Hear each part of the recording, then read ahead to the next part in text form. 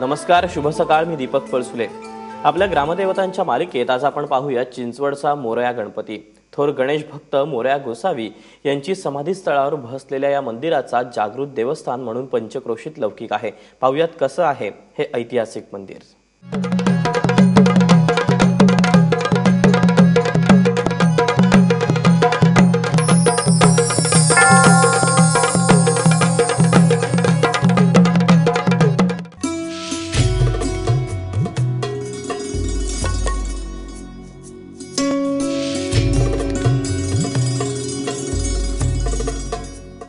रांजणगाव, मोरगाव, थेऊर या अष्टविनायक गणपती मंदिरांमुळे पुणे जिल्ह्याचं आध्यात्मिक महत्त्व अधिक आहे. पण या अष्टविनायक गणपतीप्रमाणेच असंख्य गणेश भक्तांचं श्रद्धास्थान आहे ते चिंचवडमधलं मोरया गणपतीचं.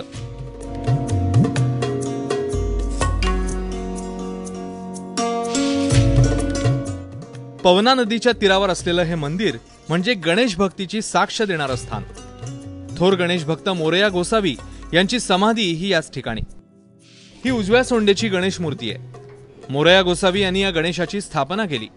इसवी सन 1655 मध्ये गोसावी यांनी इथे जिवंत समाधी घेतली. त्यानंतर 1659 मध्ये त्यांच्या चिरंजीवांनी हे मंदिर उभारलं. मंदिराची बांधणी साधी दगडाची आहे. मंदिरात प्रवेश केल्यावर एक सभामंडप लागतो. या प्रशस्त सभामंडपापासून आत गेल्यावर श्री मोरया गोसावींची समाधी आहे. समाधीवरची मूर्ती द्विभुज गणपती सिद्धिबुद्धी सहित चिंतामणी महाराजांनी बसवलेली आहे. सिंदूर लेपून लेपून ही मूर्ती फार मोठी झाली होती. 1956 साली मूर्तीची खोळ पडली. आत काळ्या पाषाणाची घडवलेली अत्यंत सुबक मूर्ती निघाली. बाहेरच्या गाभाऱ्यात अर्जुनेश्वराची प्रचंड शाळुंक आहे. मोरया गोसावींच्या समाधीकडे जाण्याचा रस्ता तिथून आहे असं सांगितलं जातं. समर्थ रामदास, श्री संत तुकाराम महाराज हेही या स्थानाचे भक्त होते. जेव्हा आपण गणपती बसवतो भाद्रपद शुद्ध चतुर्थीला, त्या दिवशी मयुरेश्वरांनी त्यांना दृष्टांत दिल्याप्रमाणे जेव्हा मोरगावला गणेशकुंड आहे, त्या गणेशकुंडामध्ये दुसरा अर्घ्य देत असताना संध्याच्या वेळेस, दुसऱ्या अर्घ्याच्या वेळेस ही मंगलमूर्तीची मूर्ती हातामध्ये त्यांच्या आली. तेव्हापासून ती मूर्ती मोरया गोसावींनी इथे आणली, इथे त्याची स्थापना केली. आणि दर चतुर्थीला परत ते त्यांचं पूर्वीचं जे परंपरा त्यांची चालू होती मोरगावला जायची, ती परंपरा त्यांनी मंगलमूर्तीला घेऊन जायची चालू केली. ती परंपरा आज तागायत आमच्या संस्थांचे प्रमुख विश्वस्त मंदारदेव महाराज अजून सांभाळत आहेत. मंदारदेव महाराज म्हणजे आमच्या संस्थांची 14वी पिढी आहे मोरया गोसावींची. ती ही पिढी पुढचा जे संस्थांचा कारभार आहे तो सगळा मंदारदेव महाराजांच्या अंतर्गत आता चालू आहे. गेल्या अनेक दशकांपासून भाद्रपद आणि माघ महिन्यात मंगलमूर्तीची यात्रा निघते. यामध्ये मोरयांची पालखी अष्टविनायक गणपतींपैकी मोरगावच्या मोरेश्वर गणपतीच्या मंदिरात पायी जाते. इथे मार्गशीर्ष महिन्यात संजीवन समाधी सोहळा होतो. तर प्रत्येक चतुर्थीला अथर्व शीर्ष पठण केलं जातं. चतुर्थीच्या दिवशी चंद्रोदयानंतर महाप्रसादाचं वाटप होतं. या व्यतिरिक्त अन्य छोटेखानी कार्यक्रमही इथे नेहमी होत असतात. ट्रस्टद्वारा वेद पाठशाळा चालवली जाते. या सर्व कार्यक्रमांचा खर्च संस्थानाकडून केला जातो. मोरया गोसावींची सहजीव समाधी आपल्या चिंचवड पवना काठी इथं आहे. इथे दर डिसेंबरला षष्ठीच्या ह्याला उत्सव साजरी होत असतो. दर संकष्टी चतुर्थीला इथे अभिषेक होतात. अथर्वशीर्षाचं पठण होतं, सामुदायिक अथर्व पठण होतं. इथे रात्री आरती असते. नंतर मग महाप्रसाद असतो चंद्रोदय झाल्यानंतर. आणि भरपूर असे विविध उपक्रम चाललेलेच असतात. कीर्तन, भजन वगैरे घाटावरती हे उपक्रम चाललेलेच असतात आपले. मोरया गणपती हे जागृत देवस्थान असल्यानं इथे दूरदूरवरून आबालवृद्ध गणेश भक्त दर्शनाला येतात. त्यामुळे प्रत्येक चतुर्थीला इथल्या परिसराला जणू यात्रेचं स्वरूप येतं.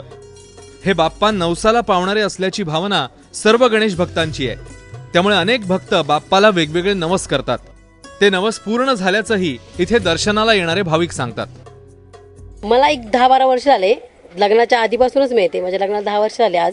तर मला हा मुलगा पण ह्याच गणपतीमुळे नवस पावला. त्याच्यामुळे मला हा गणपती खूप जागृत आहे. आणि इथले लोक भरपूर गर्दी असते. चतुर्थीला भरपूर ह्या गणपतीला खूप गर्दी असते.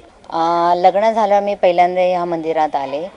मला म्हणजे पहिल्यांदाच मी इकडे आले. छान वाटलं मंदिर वगैरे, परिसर वगैरे. आणि देवाला मी नवसही बोलले होते. त्यानुसार माझा नवसही झाला, पूर्ण झाला. म्हणून मी दर चतुर्थीला, अदरवाईज जेव्हा जमेल तेव्हा मी इथे दर्शनासाठी येते. अष्टविनायक गणपतींपैकी मोरगावच्या मोरेश्वरांच्या भेटीला मोरया गणपती हे वर्षातून 2दा जातात. त्यामुळे मोरया बाप्पाचं दर्शन घेतल्यानंतर अष्टविनायक गणपतींपैकी एकाचं दर्शन झाल्याची भावना गणेश भक्त व्यक्त करतात. ॲक्च्युली हा मोरया गोसावी म्हणून पण ओळखला जातो आणि मोरगावला पण याची पालखी जाते. त्याच्यामुळं बरेच जण मोरगावला आले की इथं पण दर्शनाला येतातच, की मोरया गोसावी इथून पालखी जात असल्यामुळं तिथलं आणि इथलं दोन्हींचं महत्त्व खूप आहे. त्यामुळं मोरगावला आम्ही दरवर्षी अष्टविनायक म्हणजे गणपती बसतात त्यावेळेस पाणी घालायला जातो, त्यावेळेस इथली पालखी तिथं येते. एक 4-5 दिवस आधी तिथं पालखी पोचते त्यावेळेस, त्यामुळं तिथलं आणि इथलं महत्त्व एकच आहे. पवना नदीकाठी हे मंदिर वसलेलं असल्यानं आणि मंदिराची असलेली बांधणी यामुळे इथे प्रसन्न वातावरण असतं. बाप्पाचं दर्शन घेतल्यानंतर मनातील क्लेश, त्रास आणि थकवा हा नाहीसा होत असल्यानं वृद्ध भक्तही मोठी गर्दी करतात. रोज येऊन दर्शन घेणाऱ्यांसोबत एकादशी आणि विनायकीला देखील इथे भक्त मोठी गर्दी करतात. आम्ही गणेश भक्त आहोत आणि इथं गेले वर्षभरापासून आम्ही या देवळामध्ये येतोय. इथं आणि मोरया गोसावीला येतोय.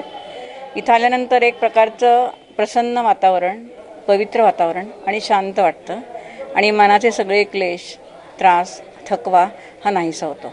तेव्हा आम्हाला इथं आल्यानंतर खूप बरं वाटतं. त्यामुळे आम्ही जवळजवळ वर्ष झालं मी इथं बहुतेक रोज येतोच. आता काय इथं मी चिंचवडला 74 साली आलो. काही मग ITI झालेलं नव्हतं, काही सर्व्हिस नाही, काही नाही, पण इथं रोज दर्शनाला आलो. 6 महिन्यात मला राष्ट्रमध्ये सर्व्हिस लागली. 1 वर्षानंतर सर्व्हिस केली. नंतर दुसरीकडे कंपनी गेलो आणि मला डायरेक्ट तेलुगूची सर्व्हिस लागली. त्यामुळे माझी श्रद्धा वाढत गेली. अष्टविनायक गणपतींपैकी मोरगाव, थेऊर आणि सिद्धटेक या 3 मंदिरांचं व्यवस्थापन चिंचवड देवस्थानाकडून पाहिलं जातं. त्यामुळे या अष्टविनायकाचं जेवढं महत्व आहे तेवढंच महत्व मोरया गणपतीला आहे. नाजिम मुल्लासह ब्युरो रिपोर्ट, ABP माझा, पिंपरी चिंचवड.